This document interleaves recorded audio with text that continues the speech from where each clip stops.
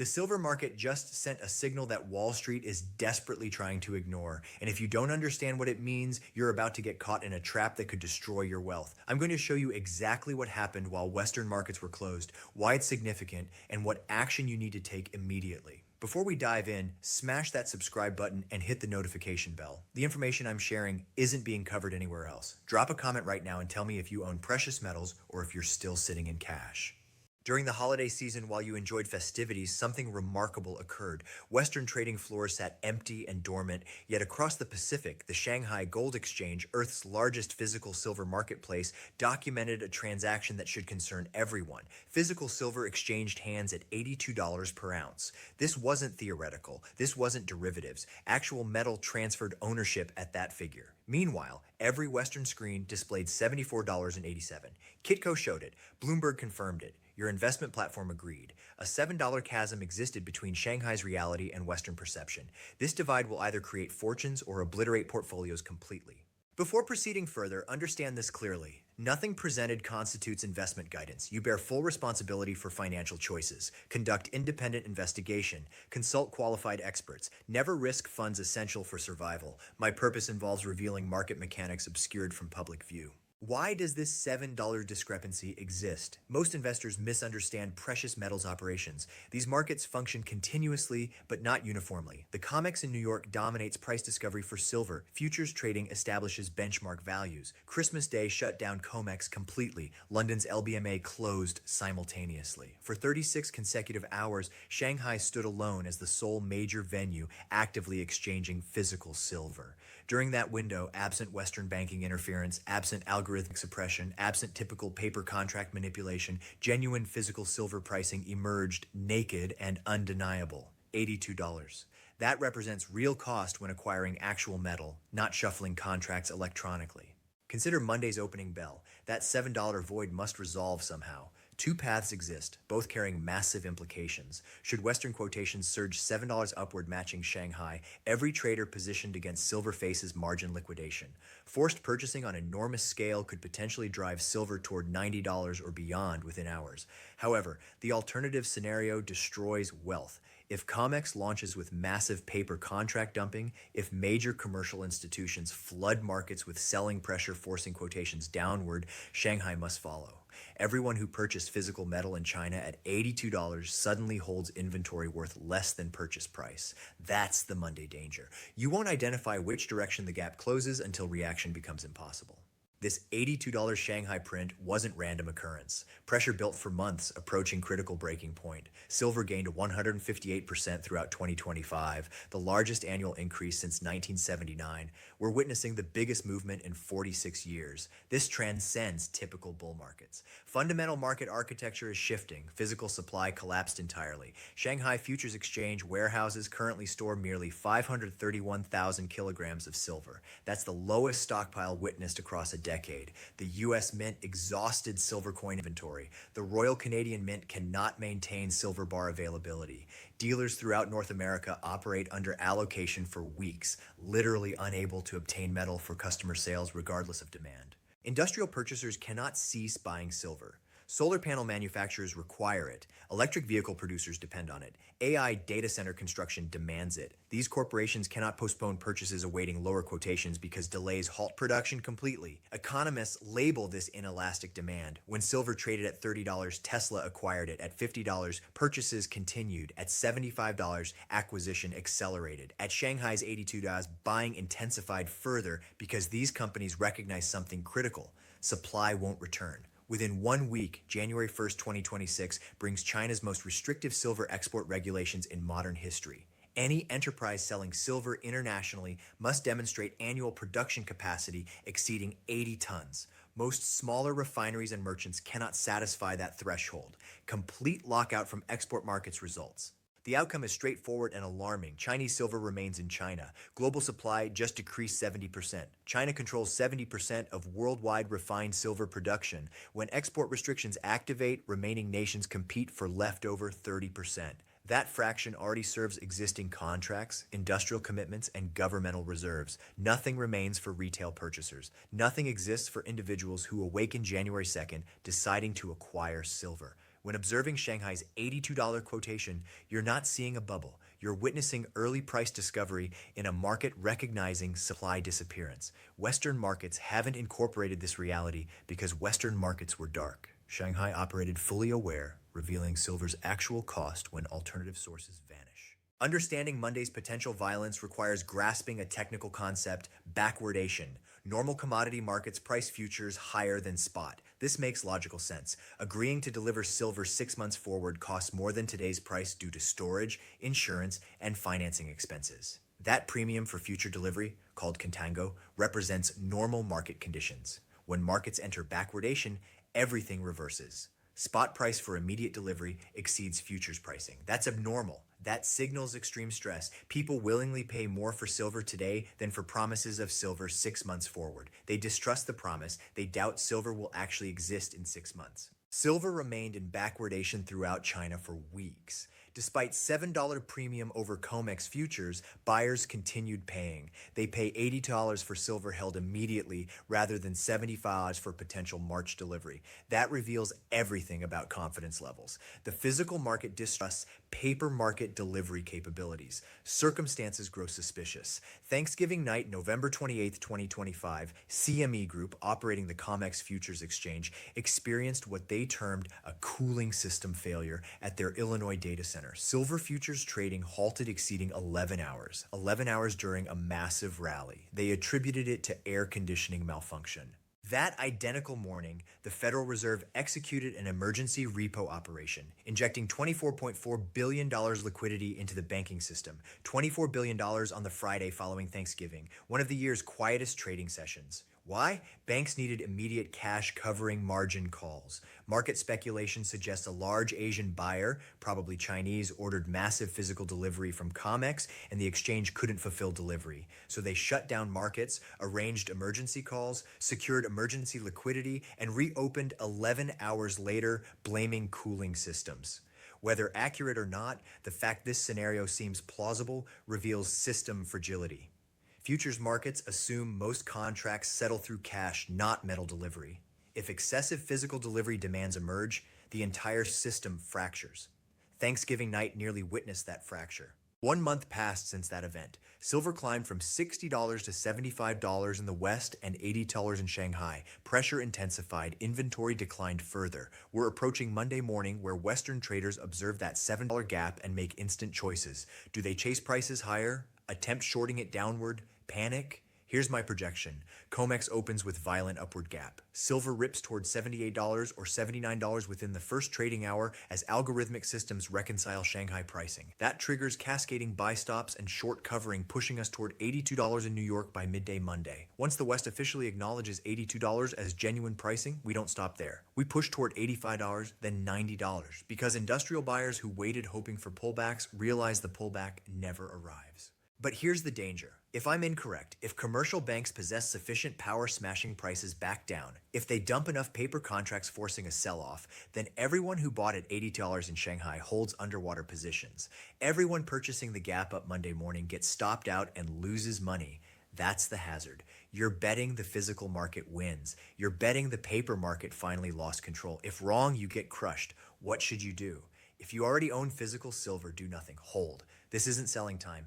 If silver reaches $90 or $100, you want ownership. If it pulls back to $70, you still want ownership because this represents a long-term structural movement. The supply deficit is genuine. Industrial demand is genuine. Chinese export restrictions are genuine. This situation doesn't simply vanish. If you don't own silver yet, if you're holding cash awaiting a dip, understand something crucial. The dip might not materialize. We might gap from $75 to $85 and never retreat. If that happens, if you miss this movement because you awaited $70 or $65, you'll chase it at $100. The optimal time for buying was 6 months prior. The second optimal time is immediately. But if you wait until Monday and attempt buying into the gap up, you're purchasing at the worst possible moment, precisely when the trap is most dangerous. Let me discuss mining companies because huge opportunity exists here. If you cannot obtain physical silver, if dealers are sold out or charging insane premiums, the next best option involves owning production companies. At $75 silver, profit margins for silver miners are absolutely massive. A typical primary silver miner has all-in sustaining costs around $20 per ounce. That includes mining, refining, overhead, everything. At $30 silver, they were barely profitable. At $50 silver, they were doing okay. At 75 silver, they're printing money. At $82 silver, they're making 60 to profit per ounce. Consider what that does to their stock valuation. A miner producing 10 million ounces annually just went from making $80 million profit at $30 silver to making $600 million profit at $82 silver.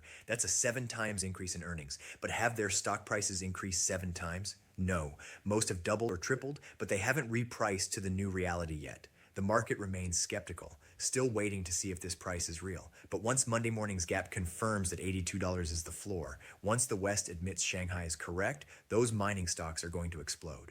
The beautiful thing about miners is they're liquid. You can buy them, you can sell them. You're not dealing with premiums or shipping delays or storage fees. You just click a button and own a piece of a silver mine generating $60 per ounce in free cash flow. But you have to be selective. Not all miners are equal. You need ones that are unhedged, meaning they haven't locked in future sales at lower prices.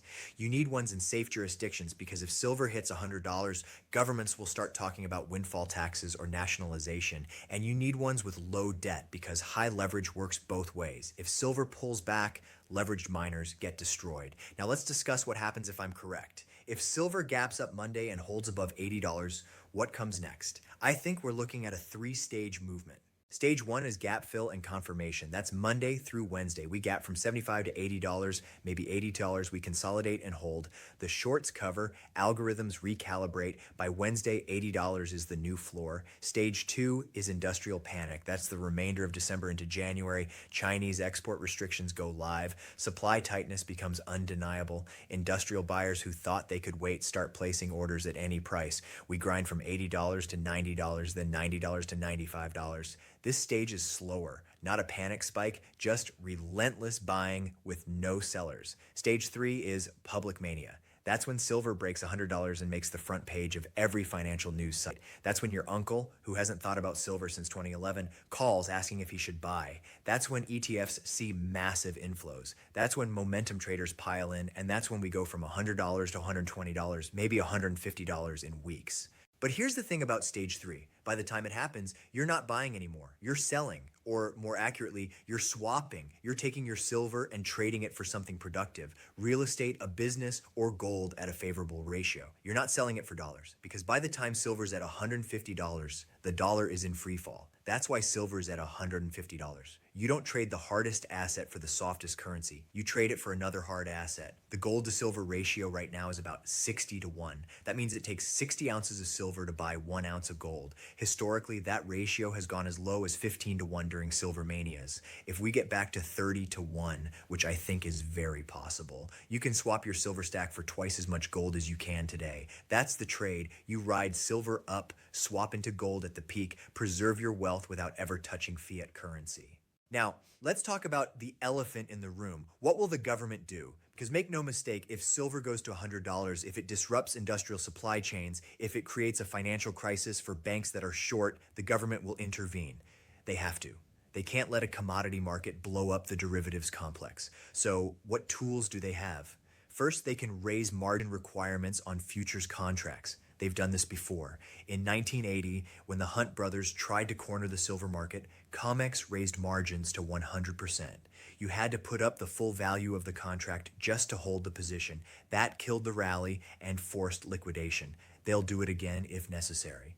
Second, they can implement position limits. They can say no single entity can hold more than a certain number of contracts. This prevents hoarding and short squeezes. It gives commercials breathing room. It's a blunt tool, but it works. Third, they can declare force majeure. This is the nuclear option. The exchange or clearinghouse declares that due to extraordinary circumstances, they cannot fulfill their obligations. Contracts get settled in cash at a price they determine, not the market price. If you're long silver at $100 and they declare force majeure and settle you out at $80, you just lost 20% and there's nothing you can do. This is why physical silver in your possession is so critical. They can manipulate the paper price. They can change futures exchange rules. They can halt trading. They can force cash settlement, but they cannot take metal out of your safe. If you hold it, you own it. When the dust settles, when contracts are unwound and lawsuits are filed and new rules are written, the person holding physical metal wins. Now, I want to address something I keep seeing everywhere.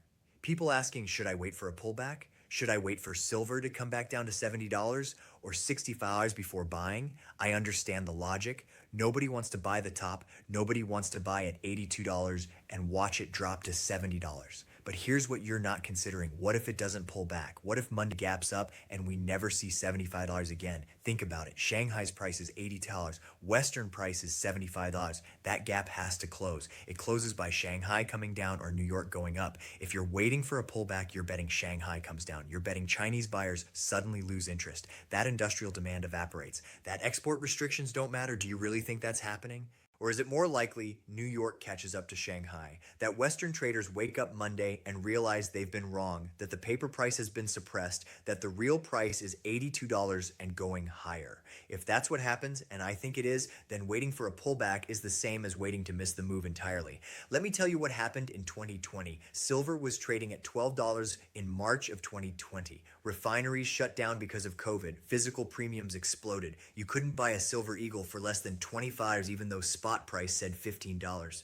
People waited for premiums to come down. They waited for the market to normalize. By the time it did, spot was at $30. The pullback never came. People who waited paid double. This is the same setup, but bigger. Refineries aren't shut down because of a virus. They're shut down because there's no metal. Premiums aren't high because of temporary demand. They're high because of structural deficit. And the gap between physical and paper isn't $2. It's $7. If you wait, you're going to pay more, not less. Now, I want to be very clear about something. I'm not telling you to buy silver. I'm not your financial advisor. I don't know your situation or risk tolerance. What I am doing is laying out facts as I see them and explaining the mechanics of what's happening. You have to make your own decision. Always do your own research. Consult with qualified professionals. Never invest money you can't afford to lose. But if you're asking what I would do, here it is. If I didn't own any silver, I'd be buying right now. Not all at once, not going all in at $75, but scaling in, buying a little bit every day regardless of price, because I believe the trend is up. And I believe the risk of missing the move is greater than the risk of a short-term pullback. If I already owned silver, I wouldn't be selling. I'd be holding and being patient, because even if we pull back to $70, even if Monday is a disaster and the gap closes down instead of up, the long-term trajectory is clear. The supply deficit is real. Industrial demand is real. Chinese restrictions are real. This is a multi-year bull market, and we're still in early stages. And if I was looking for leverage, if I wanted to amplify returns, I'd be looking at miners. Not ETFs, not junior explorers with no revenue. I'd be looking at established producers with low costs, strong balance sheets, and exposure to rising silver prices. Because when this really gets going, when we're at $100 silver and mainstream media finally pays attention, those stocks could be up 500 to 1,000%. Let me paint you a picture of Monday morning. You wake up and check your phone. Silver's trading at $78 in pre-market. It gapped up $3 overnight. You're excited, nervous, wondering if you should buy. By the time markets officially open, it's at $80. Momentum is building. Shorts are covering. Algorithms are chasing. Within an hour, it's at $82, matching Shanghai's price. Now the question is, does it stop there or keep going? If it stops, if $80 is the top and we spend days consolidating, then okay, you have time. You can wait and watch. But if it doesn't stop, if it blows through $82 and hits $85 by lunch, then you're chasing. And chasing is how you lose money. The trap is not knowing which scenario plays out until it's too late. That's what's called the Monday morning trap. The decision you make in the first hour of trading could define your next 12 months. Do you buy into strength and risk a pullback? Do you wait and risk missing the move? There's no perfect answer, only the choice you make and consequences that follow. What I can tell you is this. People who win in markets like this aren't the ones who time the bottom perfectly. They're the ones who recognize the trend early and have courage to act on it. Silver at $75 is expensive compared to 6 months ago, but it's cheap compared to where it's going 6 months from now. The question is whether you believe that, and if you believe it, whether you're willing to act on it. We're living through the greatest wealth transfer in modern history. The currency system is failing, paper markets are breaking, physical assets are becoming unobtainable. People who understand what's happening, who position themselves correctly, are going to come out wealthier than they imagined. But people who sit on the sidelines, who wait for permission, who need absolute certainty before acting, they're going to be left behind. Silver hit $82 while markets were closed. That's not a headline, that's a signal. It's a message from the physical market to the paper market saying, We don't care what your algorithms think silver is worth. We know what it costs to get it, and the cost is $82. The question now is whether the paper market accepts that message or fights it. My guess is they fight. They'll try to smash it back down. They'll flood the market with sell orders. They'll raise margins. They'll do everything to regain control.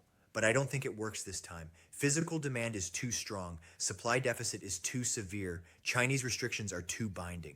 And when the paper market finally admits defeat, when they accept that $82 is the floor and not the ceiling, that's when this goes parabolic. That's when we go from $82 to $90 to $100 in weeks. And if you're not positioned by then, you're not getting positioned, because once mania starts, once the public piles in, premiums go insane. You'll be paying $120 for a silver eagle when spot is at $100. The window closes fast. Here's what you need to understand. The Monday morning trap isn't just about Monday. It's about the entire next phase of this bull market. It's about whether you recognize what's happening and act accordingly, or whether you hesitate and miss it.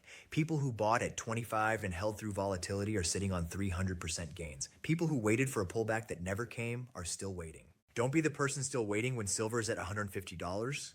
Don't be the person who looks back in 2 years and says, I knew it was going up, but I didn't buy. Because that regret is worse than any short-term loss. You can recover from buying at the wrong price. You can't recover from not buying at all. The choice is yours. The information is in front of you. The mechanics are clear. The catalysts are real. What you do with that information is up to you. But whatever you decide, decide fast, because Monday morning is coming, and when it does, the trap snaps shut.